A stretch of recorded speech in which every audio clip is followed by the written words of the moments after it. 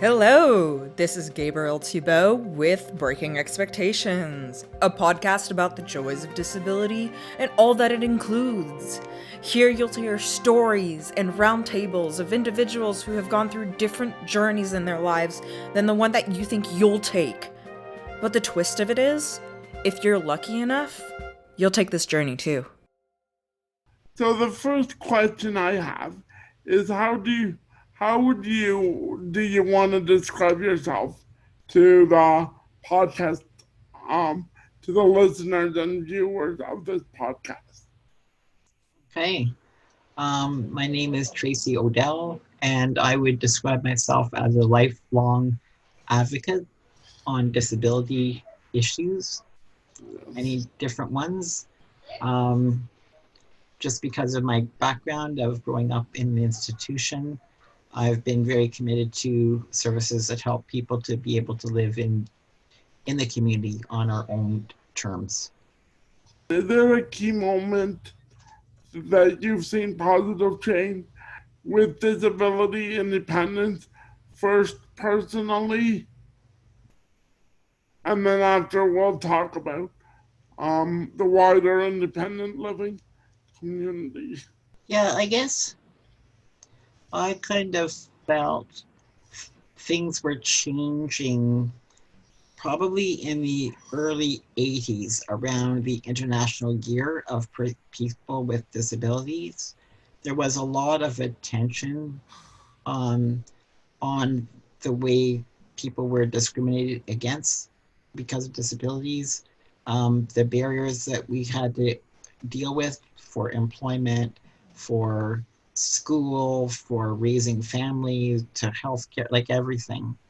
So there was a lot of attention being paid to that, as well as starting to put ramps on buildings, which for me was really crucial for access, because the city was basically full of insurmountable barriers, right? Like you just could not get into buildings. And they were starting to put the curb cuts in the corners so that you could wheel, your wheelchair up. And so for someone like me using an electric wheelchair, since I was in high school, that was very important to me and very liberating. Um, I grew, because of my age, I kind of grew up at a time where things were not in place and it was not expected. Like I was taught not to expect the world to change to accommodate me. I was supposed to figure out how to overcome those barriers on my own, like with my own resources. So there was that headset that was starting to change, where the world was starting to shift and be more welcoming to people with disabilities. So that gradually has continued over time, but there's with a couple of setbacks, in terms of philosophy, but over time, I would say that has continued to increase since the early 1980s. Do you remember what? I know the 90s were considered the decade of disability, but do you know what year the year of disability was in the 80s? Well, 1981 was the International Year of Persons with Disabilities, and that kickstarted all off. Yeah. Yeah. Bec- yeah. Because I do know that um, DNET started in 1990, Yeah. and they said that was the decade of Right. It became a decade, and then every year it was renewed, right? Is there any key change you would like to see in the future? We talked about what you've seen personally, what and what you've seen in the wider independent living community. But is there a key change you would like to see come in the future? Well, what I'd like to see in the future is that things are put in place that accessibility has been thought about at the beginning. So there's been a good planning process and thought process. Usually accessibility is given to be an afterthought, and then people won't want to put it in place because it's too expensive or inconvenient or something like that. So I'd like to see accessibility being thought of that way. And I would also like to see our community kind of band together like we did years ago. Like nowadays, people are all doing their own thing. They have their own videos that they want to go viral or things like that. But people are doing their own one-off kind of campaigns. And I think there's a lot of strength in numbers and people grouping together. So we've seen um, a bit more examples of people grouping together where one group will form a letter that they want to send to the government and to have something done or to have something not done, and they'll get 200 different organizations to sign. So that's the nearest things that we're coming to having a coalition. But it's I'd like to see it more organized and more pre-planned, like planned ahead, rather than just someone has an idea and they're going off with it, like a gun, off they go, and then others are just tagging along. Like I'd really like to see it be a coalition and come up with concrete policies and be more organized that way. Okay, you and your late sister Sandra Carpenter played a role when the Center for Independent Living Toronto was started. Do you what do you remember about that time? Well, I wasn't a player in the formation of the Center for Independent Living. That was really what my sister Sandra was committed to. She worked with the Community Occupational Therapists Association to get it going. And then I think they had a difference of opinion as to what the services should be. So my sister saw it as an organization where people with disabilities were helping other people with disabilities, giving each other advice and helping each other steer their way, through the world and being able to live independently as they wanted to. And I think that was counter to what the person from CODA, Community Occupational Therapy Association, I think they maybe wanted to be more of a clinical approach to it. So anyways, they parted ways, and then eventually when my sister came back to it, she was able to shape it into what it is now. And I think also SILP had a big influence on the other independent living centers around the province, because they were wanting to emulate the best things that were being put forward. So still does a lot of things they did back in the day, and they still do, but they're in response to what the people seem to need who are calling them up and contacting them.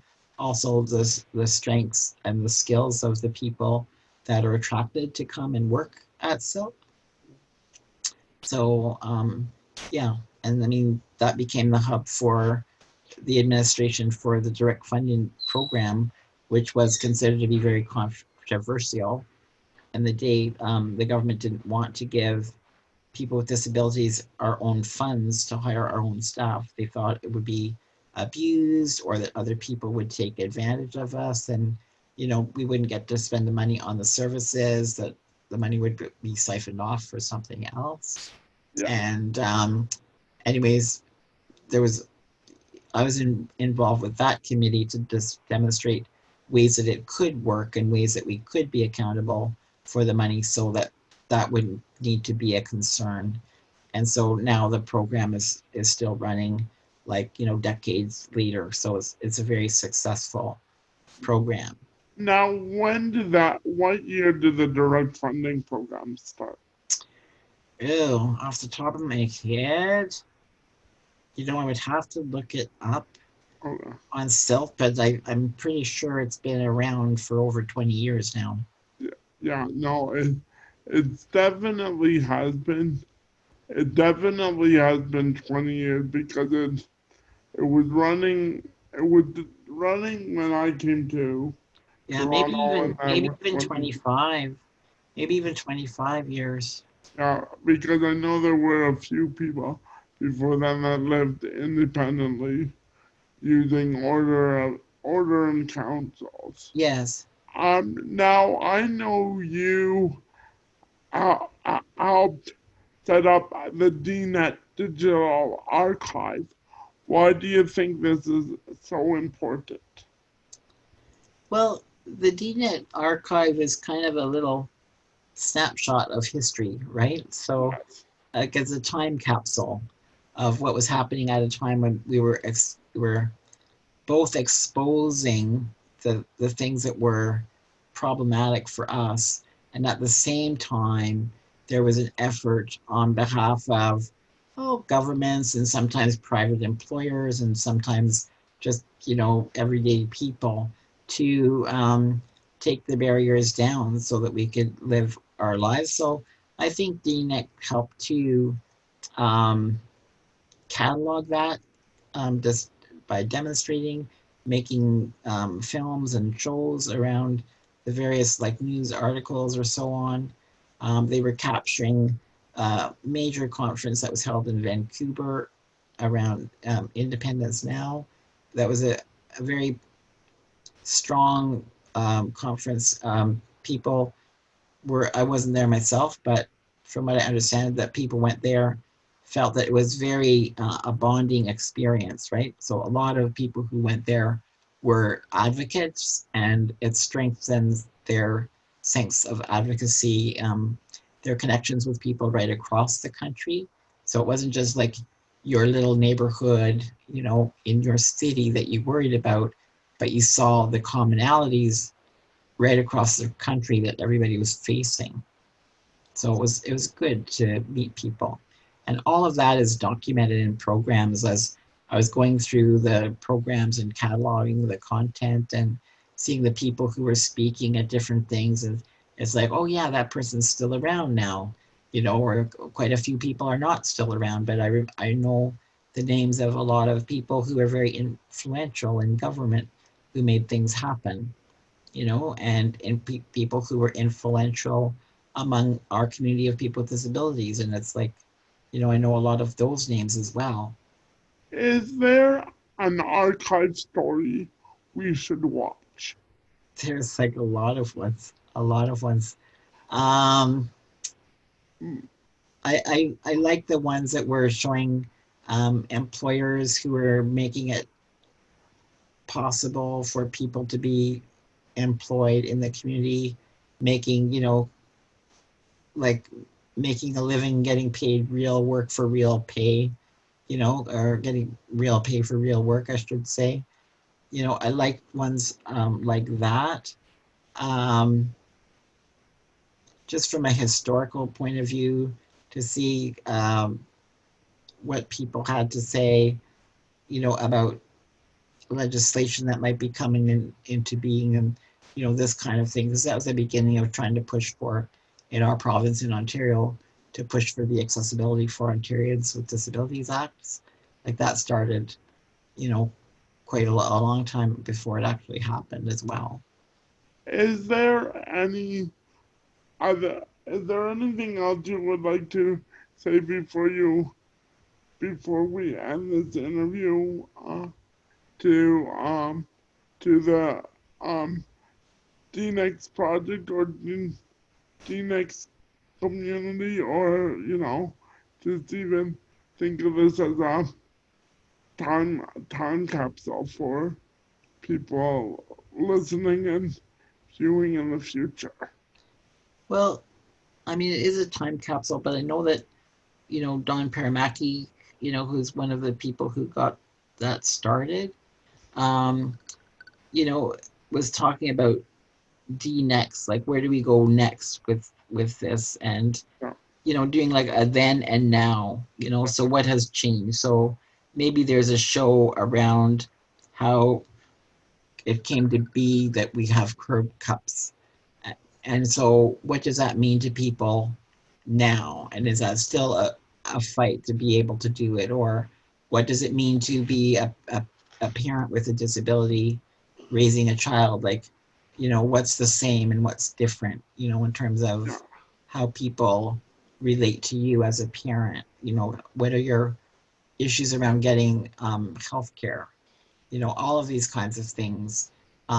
Like what has changed. So some things have changed, but maybe not as much, you know. I'll actually put it's like we got access to what was put in place then, but as more and more things come into our world, there's more technology, there's more information technology, and so on.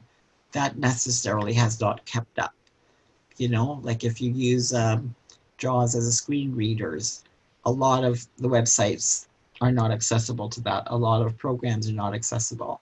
I use Dragon Naturally Speaking for typing because I don't type by hands anymore. Yeah. So, there's a lot of programs that can't understand Dragon when you're trying to dictate in a little box on someone's questionnaire. Maybe it's programmed to take it, maybe it's not programmed to take it. So there's a lot of things that still are not done. So it'd be kind of nice to do a show with, here's a screen of what was said, No. 40 years ago, and is that the same or different today, and just talk to a bunch of different people and ask their opinion. Did we solve that one? Did we fix it, or are we still living with some version of it now? For this podcast interview, is there anything I missed or anything you want to say before we sign off with this little interview?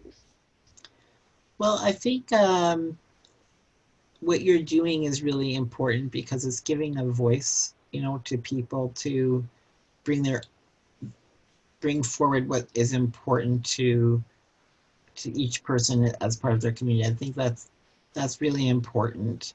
I think it's important to do it well, to learn all the craft, so that it doesn't like it's professionally done. It gets respect out there. It's authentic. It's got the voice of people with disabilities behind it. Like I think that's really important to do. Great. I again really want to thank you for your time. I definitely want to. I definitely loved hearing your insight, and there were more people I wish I could interview, and um the idea of actually um researching into the symbol to what I still think is a major symbol of accessibility that everybody sees every day when they're out and about is the curb cut. And before before things go any further, I thought I'd probably work with some people and research for like a magazine article or a blog about the curb cut in Toronto, because I do think, at least in Toronto and Ontario, it was definitely a physical symbolism of independence. So, you inspired me on that. But again, I do thank you for this wonderful interview, and uh, I'll be getting back to you when it's posted up. Okay, great. Thanks. Thanks, Adam. Thank you for listening to Breaking Expectations, a podcast about the joys of disability. This podcast was made possible with the support of the Centre for Independent Living in Toronto and the Ontario Trillium Fund. Please subscribe to our channel and visit our Facebook and Instagram pages. We'd love to hear from you, so feel free to leave a comment below. Remember that if you don't have a disability now, if you're lucky enough, you'll live long enough to get one. Goodbye till next time.